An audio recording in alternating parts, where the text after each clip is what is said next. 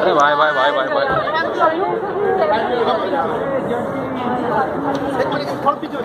Hello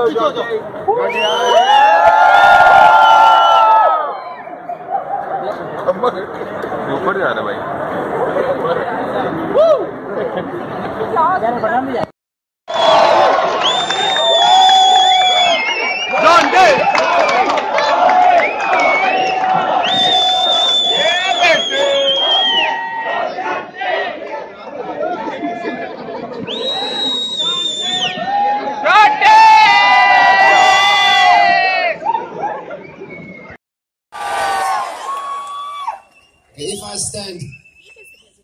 If I be able to hear me but not see me, I'm a little bit on the short side. So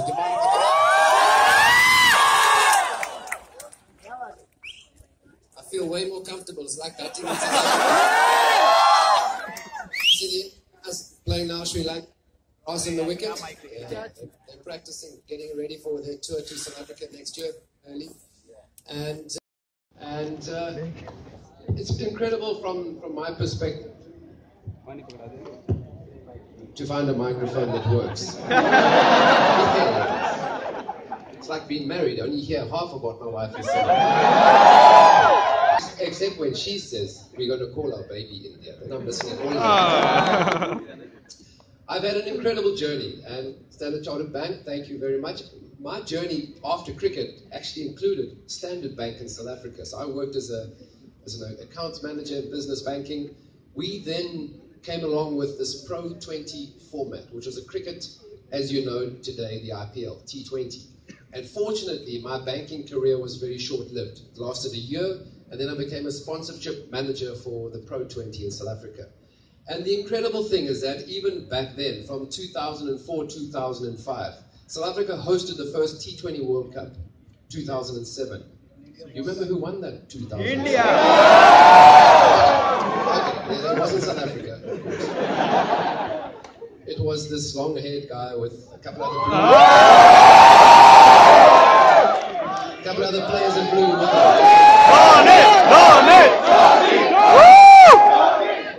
And in 2007, no one knew who he was either. Yeah, just somebody with very long hair. It's a helicopter shot. But the crazy thing is that people think that IPL changed the way that cricket is played. And the interesting thing, as a cricket player for South Africa, I had an 11-year career playing cricket for South Africa, and obviously before that playing first-class cricket in South Africa. And the changes that I've seen take place in the game haven't just started with the IPL, with the advent of T20. And the interesting thing from a workplace point of view is that I work for a bank, and sure, banking and what you're doing is very different, let's face it. You look at the way you dressed, the way Sir's dressed. I wasn't quite sure I had my jacket on just in case I knew the Standard Chartered guys would be here, so I didn't quite get down to the tie. But the changes that take place on a cricketing field, in the cricketing environment, is very similar to what is taking place in your industry, in your businesses, your teams that you're involved in. And I think the interesting thing is that I learned a few lessons as a cricket player. When change comes along, there's three ways that we handle change. The first one is you turn your back on the change, and you say, it's not for me, it's not for us, not the way that we do business. Our team doesn't operate like this.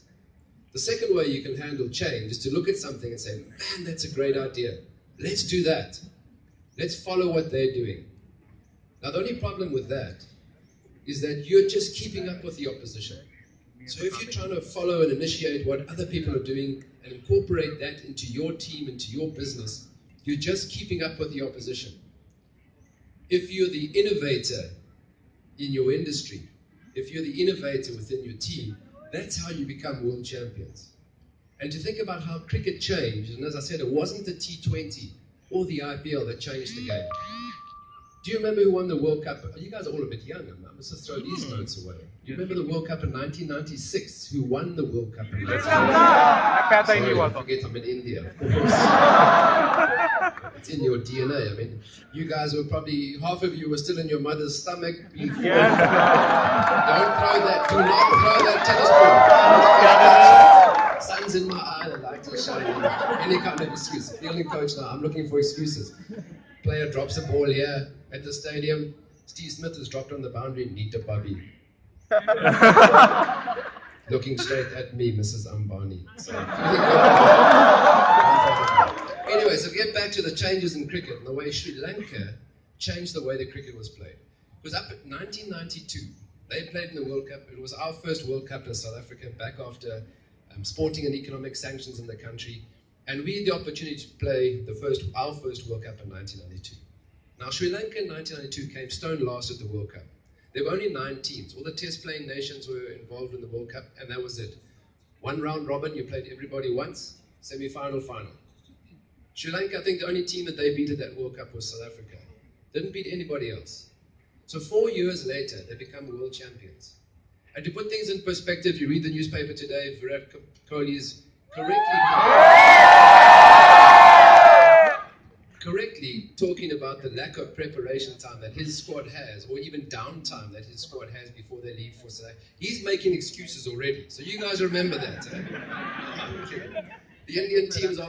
He's still at the same school. He's been there for now, I don't know, 40 odd years. And he was a headmaster at a school. I'm one of 3 boys in the family. And the headmaster in South Africa, when I was a schoolboy, there was a stick, not quite as big as the latte that the police had. My dad was a short man, you could lean on the stick maybe like this, but it was a cane that was this long, and he would, if the boys at the school, it was an all-boys school, if the boys stepped over the line, which you can see, I have a very well-developed seat. Built-in protection from my father. 3 sons.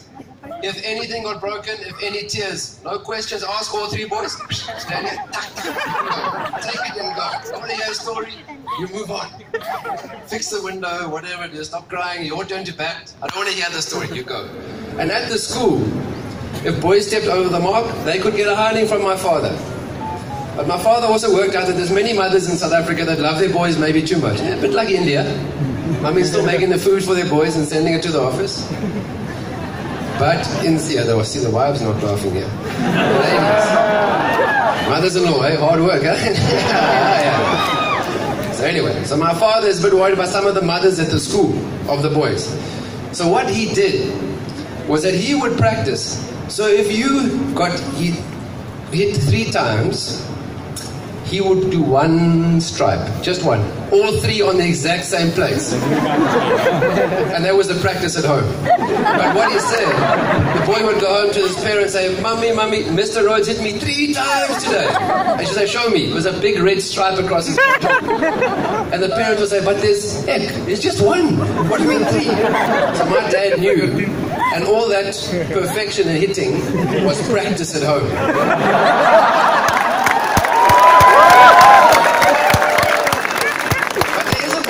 Story, other than not stepping over the line if you're a schoolboy and you're going to get hit. The moral in that story was that my father taught me a very good lesson early on in my school days, which carried on to my cricket playing career. Because as a schoolboy, as a cricket player, as a sportsman or woman in any industry or any country or any sport, you hear it. Practice makes perfect. You've got to practice to get it perfect. And my father just said, Jonty, no. That's half the story. It's perfect practice that makes perfect. So you can imagine when us 3 boys got 3 on the bottom, there was just 1 stripe at home at practice. So perfect practice makes perfect. And that was a huge part of my cricket. So when I was practicing, and I do it now at Mumbai Indians as a fielding coach, it's too hot during the IPL season to have an hour-long fielding session. After 10 minutes, the guys are finished. No matter how fit and strong they are, 10 minutes in the heat that you have in Mumbai, Pune, Delhi, at April, May, early June, let's face it, it's very unpleasant. So it's 10 minutes, but it's high intensity. And my philosophy was you're going to practice like you're playing a game. You can't walk onto the ground and say, okay, today I'm bringing my A game. Come, let's play. Your A game has to be with you, a part of you, at the practice, in the preparation. It's too late if you step onto the field and your A game's 2 days behind you. Your A game has to be with you the entire time.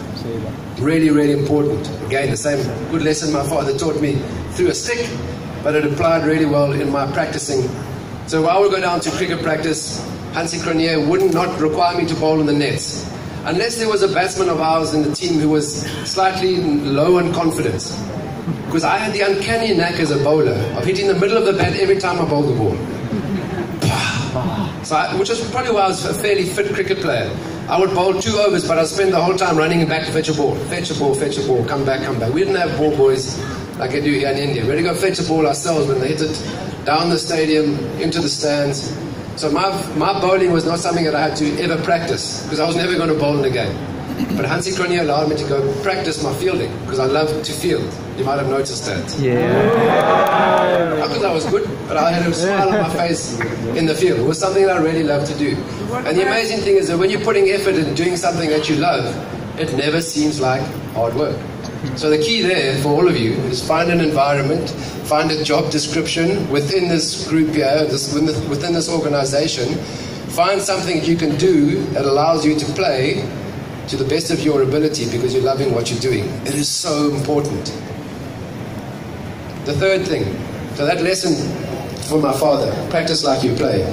Or practice with match intensity. The third lesson that I had was freedom to fail. Freedom to fail is vital if you're going to succeed. And let's face it, none of us like to fail, because as I said, I worked for a bank when I first retired, and we have performance evaluations and appraisals throughout the year. So how did you do in 2017? There's certain marks that I got for me and certain scores that kind of showed that I lacked in certain areas. So none of us like to fail. We all have egos, especially us ex-cricket players. So ex-cricket players have probably the biggest egos of the lot. But whether you play cricket for your country or you're working in this sort of organization, we all have egos. We don't like to fail. We don't like to step out of what we're good at and see how far we really can go. And that freedom to fail is vital. It needs the support of the leadership. It needs the support of the team around you. And I think that's the key with the Sri Lankans as well, why they were able to smash like they did. Because too often in a cricket team, if you don't score runs and somebody scores runs behind you, you know what the selectors are doing after the game? They're putting your name down in a book saying, oh, maybe Jonty's not really the guy we need for the next game, because he didn't score any runs. So with the Sri Lankan team, they said, guys, Sanath, Kalu, if you fail, don't worry, we're going to back you for the next game. So these guys played with absolute freedom, and you saw how that worked for Sri Lanka at that stage. So the same thing works with my fielding. I would rather dive for a ball and miss it than stand there and think, man, if I had gone for that, could I have taken the catch or stopped the ball? And for me, a good lesson there was the 2003 Cricket World Cup. Now, we hosted the World Cup in South Africa in 2003, not for very long, because we read the fine print on the contract when you host a World Cup. India didn't do that in 2000. When you host a World Cup, you're supposed to bring all the people in, take all the revenue from tourism, and let the cup go. Somebody else must take the cup. You're all supposed to keep it. It's in the contract. You never read that script. That piece of paper didn't read the fine print. So the key there, when we were playing that 2003 World Cup in South Africa, our first match was against the West Indies. And we had tried to plan where we wanted to be after the first 2 or 3 matches, hoping to have this result, and the next result. Because then that would mean we'd be in a stronger or weaker pool for the next section.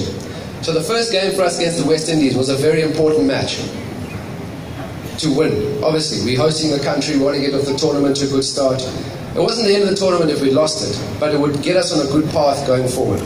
And that chap, Brian Lara, him again, he got another 100 against us. We lost the game by 2 runs. We batted second, the last ball we needed 6 of the, I think we got 3 or 4 of the last ball. We needed 6 to win. So we lost by 2 runs. And I was sitting in the dressing room afterwards, because on his way to 100, Brian Lara, he liked to play the cut shot with that big backlift of his. So at backward point, I was pretty much in the firing line whenever Brian Lara was batting. And one of the balls, he cut it past me, and I dived for it, and hit the end of my finger, and it went for 4. And I come to India quite a bit. and I watch Coffee with Karan.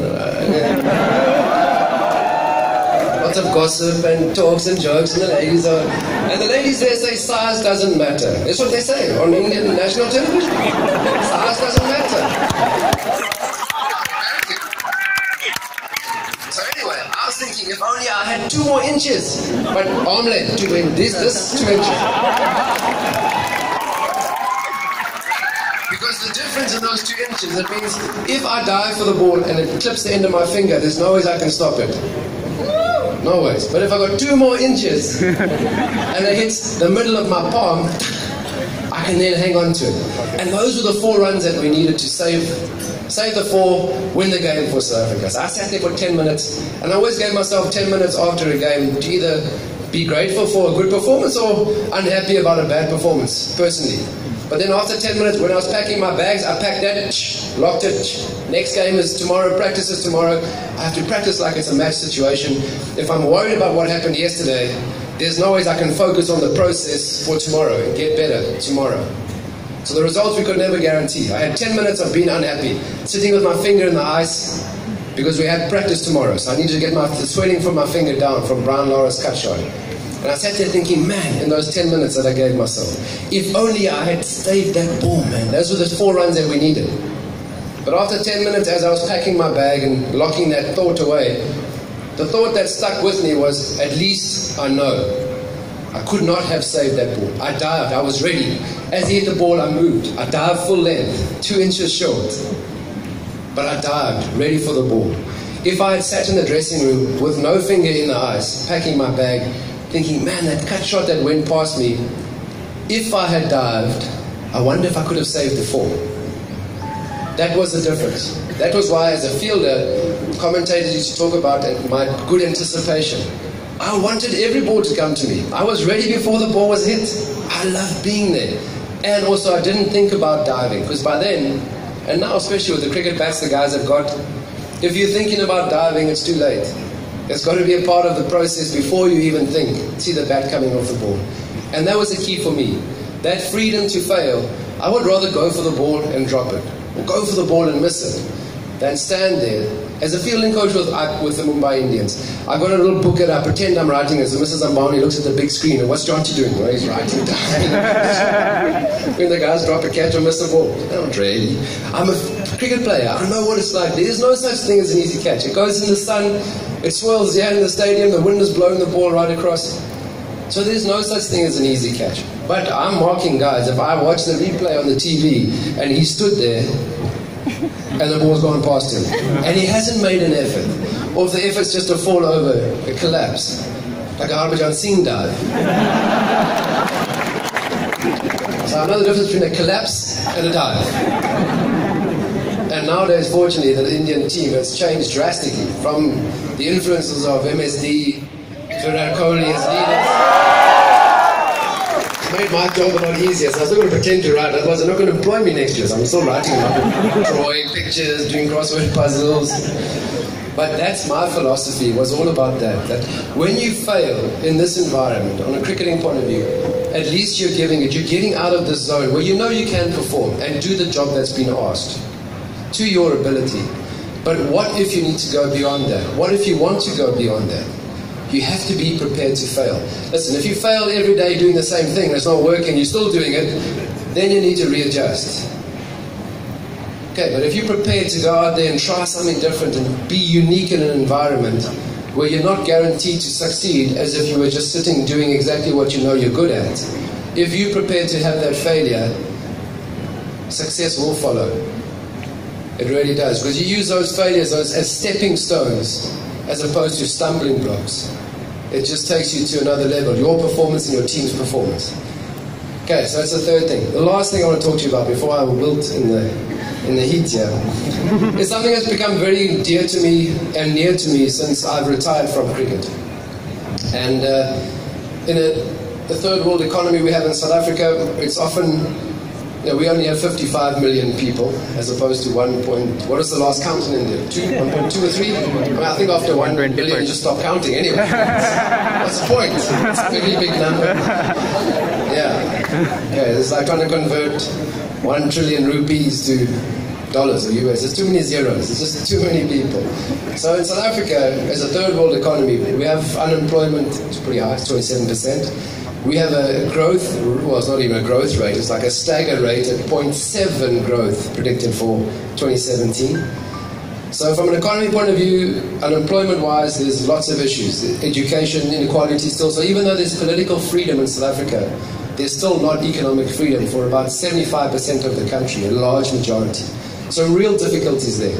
And the hassle that we have is that if you are fairly, not well off, but if you've got your situation under control, it's often quite easy to say, what is the point of me getting in and making a difference? Because it's just, the problem's too big. It's the boss's job. It's somebody else. It's the government's job. It's the council's job. It's the captain's job. It's not my job. What's the point of me getting involved? When there's nearly 20,000 people on this campus alone, what is one person's involvement? What change is it going to bring about? And I'm here to tell you, I've seen one run. I asked my Mumbai Indians team, save me one run. Every player, the wicketkeeper included, save me, run, just one. Oh. Because most of the IPL matches, think about it, most of the IPL matches, last ball of the game is the decider. And often it's 6 runs, 4 runs, 2 runs, 1 run. 1 run, everybody save me 1 run. And where I've seen that evolve in a cricketing point of view, that 1999 World Cup, when we played against Australia in the semi-finals. We didn't lose the game. We tied the match. Australia then went on to play Pakistan and it wasn't really play against them. It was like a one-sided final. Game was over. So no guarantees that we would have won the World Cup. But one more run would have given us a chance to play in our first World Cup final. We didn't lose the game against Australia when Donald and Klusner were in the same crease and dropping bats. And, oh no, I still have nightmares about that. Then the 2003 World Cup, when we were hosting it, as I said, not for very long, but we read the fine print about the trophy. You can bring the people in, but you can't keep the trophy. We didn't read the fine print about the Duckworth-Lewis system. It was on the piece of paper. Now, I've broken my finger. It kind of goes around corners. So I'm laying the blame at everybody else's door. It wasn't me. It wasn't my fault. It was their fault. I had broken my finger in the second match of that 2003 World Cup, and I got replaced by Graham Smith into the squad. So I'm sitting watching this unfold on television, which is why I don't have a television anymore, because it's just too stressful to watch your own teammates in your country play. But watching the rain starting to fall, we're playing against Sri Lanka, the last pool match of the competition. We have to beat Sri Lanka to go through. Because as I said, we lost to the West Indies the first game, we lost to New Zealand at the Wanderers. We had to beat Sri Lanka to go through.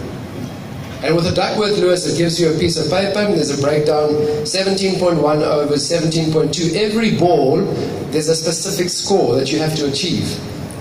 And then if you lose a wicket, that score is then readjusted. But the fine print that we didn't read said to tie the game, the score must be X. So the message went out to Mark Boucher. We need to score by the end of this over 137, because the rain had come down, it was a shortened match. So we won 131. He hits the fifth ball of the over. Duck for 6. He hits Murali for 6, which is not it's not an easy thing to do, let's face it. And Mark Boucher thought that's the 137 we needed. Still 1 ball to go before the umpires or the rain was coming down. So he defended the last ball. Right-handed, sorry. That was Lance Klusner on the other side. He was still there batting 2 World Cups later. Mark Boucher defends the ball so he doesn't get out, thinking we've now won the game. Not seeing that to tie the match. So we tied the game. 1 more run. We needed 1 more run. We were out the World Cup. Again, no guarantees that we would have won it. But 1 more run would have taken us through.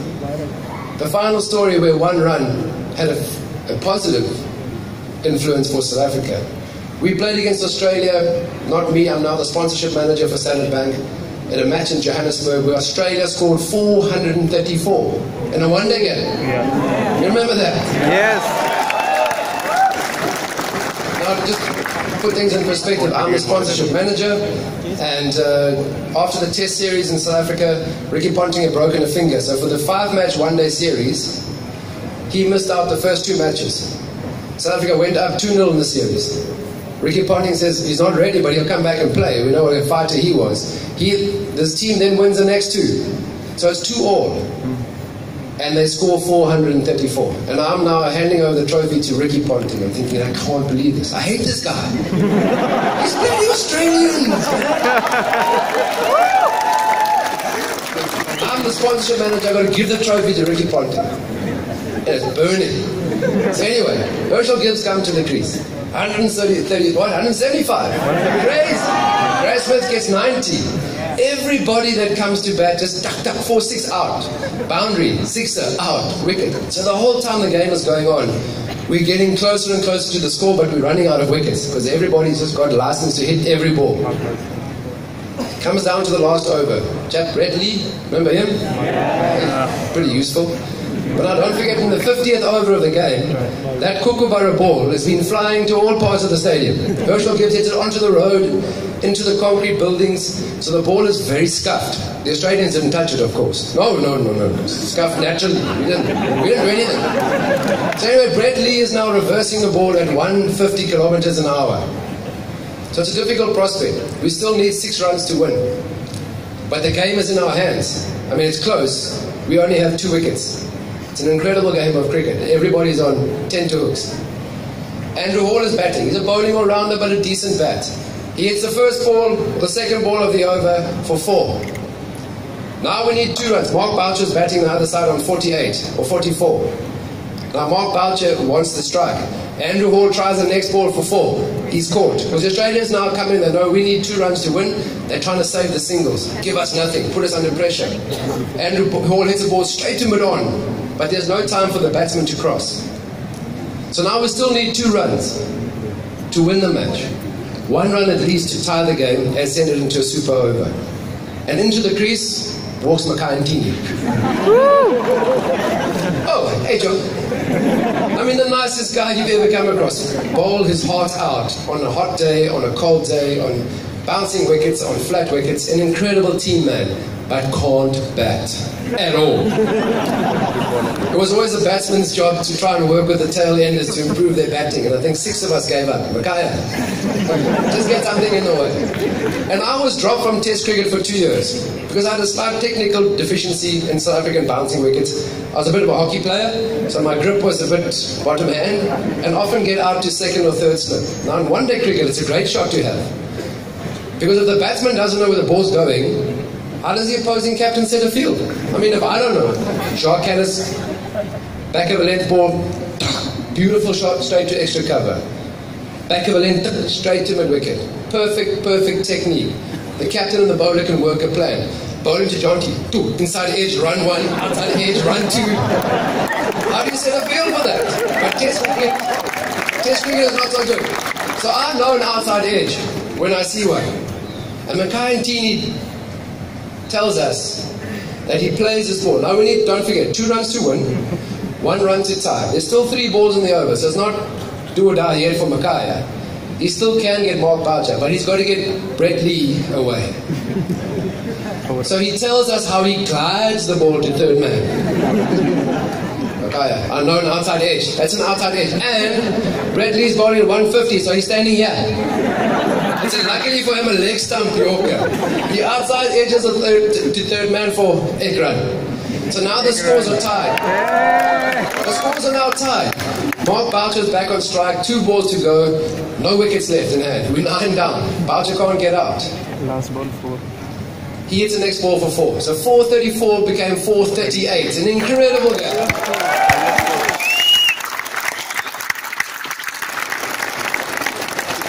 And the amazing thing about that is I no longer have to give the trophy to Ricky Ponting, I can give it to Grace Smith.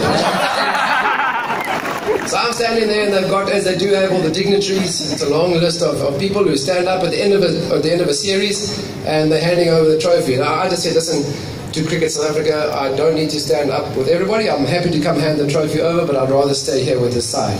And Mahajan was jumping around. If you ever saw him bowl, he had all this amazing energy. And I said, Mahajan, and the biggest smile on his face. So Mahajan, what you smiling about? Oh, no. I said, terrible day. I said, you bowled your 10 overs for 91 runs. It's like a bad day at the office. A very bad day at the office. I think at that stage it was a record until Stuart Clark then bowled late in the afternoon. He went for 93, which became an international record of runs scored in 10 overs against the bowler. So Mackay was 2 runs away from having the worst career figures, or the worst figures in cricketing history. And at the time, he was the #1 ranked Cape Test bowler, so he knew what he was doing. So Mackay, why are you smiling so much? You nearly cost us the game, 90 runs. He says, no, Jojo, my 1 run. I said, what do you mean 1 run? We scored 438. He says, yeah, but Jojo, without my 1 run, we lose.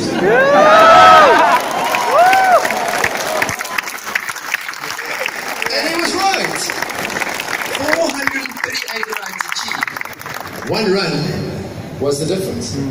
Without his 1 run, we lose the series. We lose the game, we lose the series. And I give that trophy to Ricky Ponting. So too often we think, and especially if you're related to 438, the 1 run out of 438, in an environment here where you are 1 of a billion people, it is too easy to say, it's not worth my while going that extra mile. It's not worth my while getting out of this safe environment and doing something that I'm a little bit nervous about because I might fail. Because I can be here and somebody else will do it. It's not my job to take that risk or to make that opportunity happen. It's somebody else's job. And I'm here to, because if I do it, it's not going to really make a difference. I'm here to encourage you that your single contribution makes a difference to your organization, to the teams that you work in, to the communities that you live in. If each and every one of us just thought, okay, my 1 run is really important. Imagine the difference and the changes that we could all make exactly where we are, here on campus, at home in your communities, and in this amazing country. Cool. Thank you.